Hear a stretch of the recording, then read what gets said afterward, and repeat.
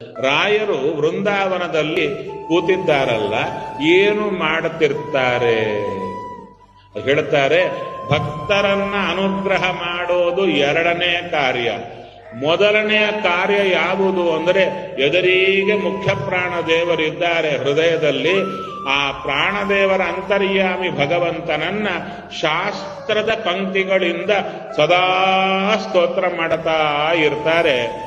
ರಾಘವೇಂದ್ರ ಸ್ವಾಮಿಗಳ ವೃಂದಾವನದ ಸುತ್ತು ಅನೇಕ ಜ್ಞಾನಿಗಳು ಸುತ್ತುವರೆದು ಅಲ್ಲಿ ಪಾಠ ಪ್ರವಚನಾದಿಗಳು ಸದಾ ನಡೆಯುತ್ತಾ ಇರುತ್ತೆ. ಕೇಳುವವರಿಗೆ ಕೇಳುತ್ತೆ, ಕಾಣುವವರಿಗೆ ಕಾಣುತ್ತೆ. ಅದನ್ನ ಗೋಪಾಲದಾಸರು ಹೇಳ್ತಾರೆ.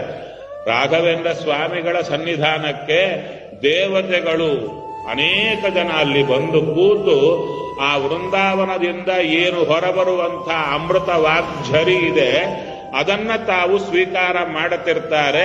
ಇದು ರಾಘವೇಂದ್ರ ಸ್ವಾಮಿಗಳ ವೃಂದಾವನದ ವಿಶೇಷ.